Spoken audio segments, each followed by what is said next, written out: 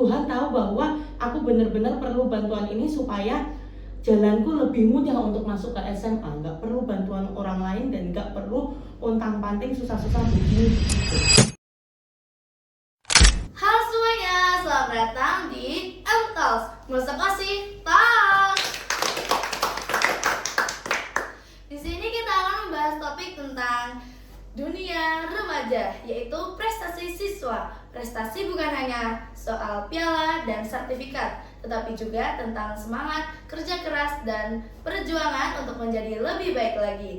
Di sini kita akan mendengarkan kisah inspirasi dari siswi berprestasi yang bisa memotivasi dan memberi semangat untuk kita.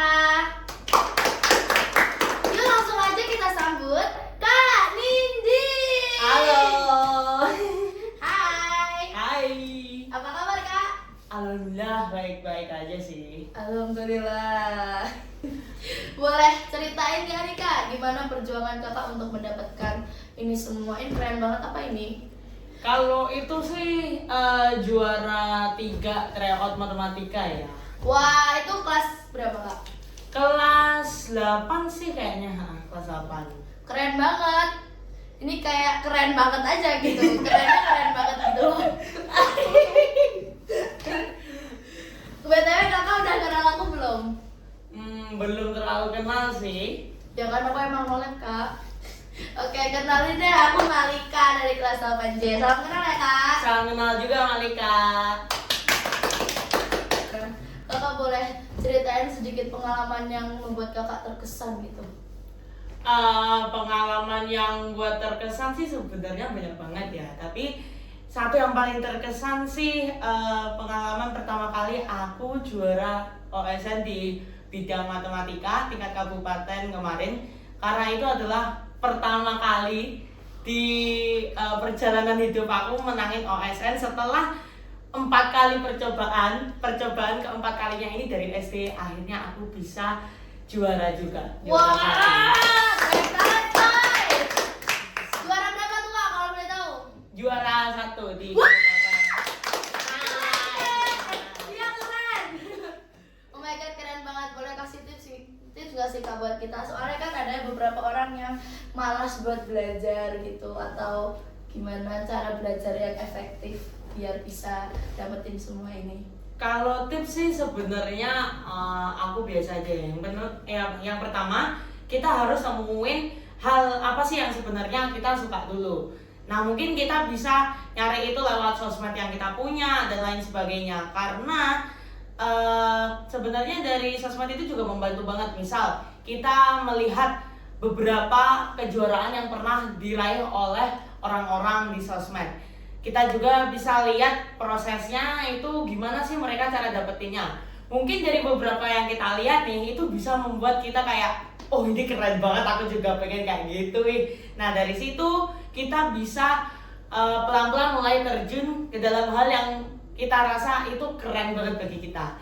Nah dari situ kita coba buat mulai disiplin untuk membagi waktu. Dan mungkin kita bisa tuh ikut kayak misal kayak pelatihan atau les-les dan yang lain untuk mengembangkan skill kita yang pengen kita miliki itu.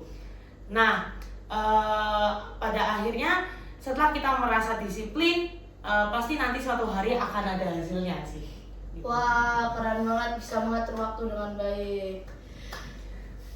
Boleh aku lihat gak nih pialanya Kak? Boleh banget, boleh. Silakan. Keputar nanti. Ini Kakak juga pernah juara 3 cerpen ya Kak? Iya benar banget, juara 3 cerpen itu kalau nggak salah aku pas kelas 8 juga sih. Oh my god, kerennya. Ini temanya apa? Kok bisa juara 3 gini? Berat lagi nih pialanya.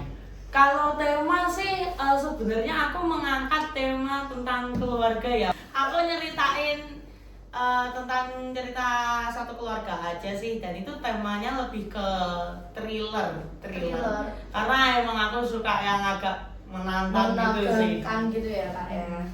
Dan alhamdulillah bisa dapet juara 3. Alhamdulillah. Ini coding ini apa Kak? Kalau coding itu sih lebih ke pemrograman komputer. Cuma yang aku ikuti ini itu adalah lomba membuat game dan platformnya adalah dari game scratch gitu. Jadi kayak buat project. Awalnya sih aku ikut tingkat penyisian dulu, baru diumumin gitu kan. Dan ternyata yang di final itu yang masuk top 4. Setelah diumumin ternyata alhamdulillah aku masuk ke final itu.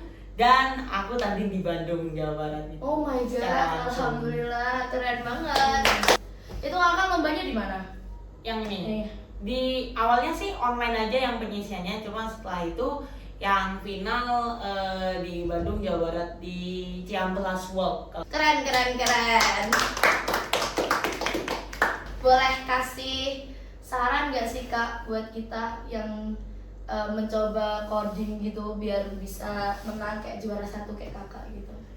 Kalau saran sih sebenarnya coding itu luas banget ya, apalagi zaman sekarang tuh kita serba ngandelin hal-hal yang berbau digital kayak sosmed, habis itu platform-platform belajar kayak Google dan lain sebagainya. Nah mungkin dari situ atau bahkan kita bisa coba nih belajar lewat YouTube kayak gitu, menonton video pembelajaran. Karena jujur awalnya aku belajar coding atau tahu coding itu pertama dari scroll sosmed, habis itu aku nonton video-video dari YouTube gitu.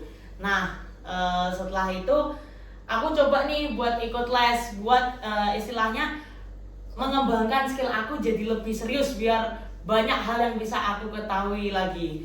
Nah disitulah skill kita semakin berkembang dan kalau kalian sudah merasa bahwa oh kayaknya aku udah punya basic atau dasar yang kuat, ambillah langkah yang lebih maju lagi kayak ikut lomba, meskipun itu tingkat kabupaten atau cuma tingkat sekolah dan lain sebagainya, ikut aja nggak masalah karena dari kesempatan yang kamu ambil meskipun itu gagal, itu akan membuatmu menjadi orang hebat seperti diri kamu yang hari ini. Di lomba-lomba kayak gini ada nggak sih kak hal yang bikin kakak kecewa gitu atau merasa kurang puas sama hasilnya? Yang bikin kecewa itu sebenarnya adalah ketika kita sudah berusaha yang semaksimal mungkin tapi ternyata itu bukan rezeki kita loh, itu bukan saatnya kita untuk memenangkan lomba-lomba yang kita ikuti. Jadi sebenarnya sih itu ya yang paling bikin kecewa karena ya siapa sih orang yang nggak sedih berhari-hari, berminggu-minggu, berbulan-bulan mengorbankan semua waktu mainnya, mengorbankan pokoknya semua waktu ngegamenya, waktu keluar sama temennya cuma buat memantapkan skill yang kita punya buat dihadapkan ke lomba dan berujung gagal. Itu tuh kayak sedih banget ya kak. Ya aku juga pernah kok kak, udah berminggu-minggu latihan terus nyata ya nggak terlalu memuaskan gitu juaranya. Cara bangkit dari kekecewaannya tuh gimana kak biar bisa bangkit? Kalau bangkit sih sebenarnya aku percaya sama satu prinsip bahwa Tuhan nggak pernah salah memberi waktu yang tepat. Karena maksudnya tuh kayak Tuhan nggak pernah salah waktu untuk memberikan kita waktu yang tepat untuk memenangkan suatu hal. Kayak misal ini yang OSN aku udah lama nggak juara ya, baru percobaan keempat itu aku juara. Itu artinya Tuhan tahu bahwa aku benar-benar membutuhkan sertifikat ini ketika aku ingin lanjut ke SMA. Tuhan tahu bahwa aku benar-benar perlu bantuan ini supaya jalanku lebih mudah untuk masuk ke SMA. Nggak perlu bantuan orang lain dan nggak perlu untang-panting susah-susah begini begitu. Jadi ibarat kegagalan itu bukanlah suatu hal yang istilahnya kita perlu sedih berlarut-larut, sedih yang berlama-lama. Karena janganlah kita takut akan kegagalan atau takut akan skenario yang akan Tuhan berikan. Karena percayalah bahwa di akhir yang akan muncul adalah sebuah keindahan. Alhamdulillah. Oh ya kak, kan ada beberapa orang tuh yang nggak pede gitu mau ikut lomba-lomba atau misal ada acara nih dia disuruh maju ke depan, kan ada beberapa yang nggak pede ya kak. Itu gimana sih kak biar bisa pede untuk melakukan sesuatu yang sesuai dengan keinginan dia gitu? Kadang kayak dia tuh mau ngelakuin ini tapi dia nggak pede gitu. Kalau aku sih memang pada awalnya kayak begitu ya, kurang percaya diri untuk misalnya maju ke depan atau mengikuti sebuah lomba karena mungkin kita takut kalah duluan atau takut gagal duluan. Tapi satu hal yang kita harus percaya dan yang harus kita yakini adalah kamu nggak akan maju-maju kalau kamu memilih untuk diam di tempat dulu. Pilihannya ada satu, kamu diam di tempat dan kamu memang, oh ya mungkin kamu nggak akan menanggung malu kalau misalnya kamu gagal, kamu salah saat ngomong di depan, memang kayak gitu. Tapi resikonya adalah kamu akan lebih lambat berkembang atau bahkan kamu nggak akan berkembang sama sekali dari diri kamu yang hari ini. Jadi aku sih kalau gagal mah stay true aja gitu, kayak stay true. Orang sehari, 2 hari atau bahkan minggu depan juga bisa udah lupa akan kegagalan yang hari ini. Orang masih punya banyak urusan yang harus mereka urus, yang harus mereka buat daripada mikirin kegagalanku hari ini gitu loh. Gitu. Kalau boleh tahu kakak nanti SMA-nya rencananya kemana? Insya Allah sih ya, aku pengennya di SMA yang 1 Kedungar gitu. Kesimpulannya gimana nih kak untuk semuanya, kayak lomba-lomba kakak dan lain-lainnya? Kesimpulannya sih jangan takut mencoba apapun yang kalian inginkan dan apapun yang kalian impikan, karena kesempatan akan kemenangan kalian itu bisa terjadi mungkin pada lomba yang ingin kalian ikuti, tapi kalian memilih untuk tidak mengikuti karena malu dan lain sebagainya. Intinya jangan sia-siakan kesempatan yang akan menghampiri kalian, dan jangan pernah takut akan kegagalan, dan jangan pernah meragukan akan skenario Tuhan seperti yang apa tadi yang saya katakan, karena semuanya pasti akan berakhir dengan keindahan. Wah, catat ya guys ya. Catat. Buat tadi dari ceritanya Kak Nindis itu bagus banget, dan kita bisa ambil kesimpulan bahwa kita harus berjuang, berusaha, dan kita tidak boleh malu untuk menjadi lebih baik lagi, dan kita percaya kalau Tuhan juga memberi kita yang terbaik. Nah guys, gitu aja kali ya yappingnya di sini. Udah selesai kah ini ya guys? Makasih ya udah nonton. Oke, Kak Nindi, kita akan berpisah. Ya, sampai jumpa. Iya gitu deh. Oke guys, makasih. Bye bye. Dadah.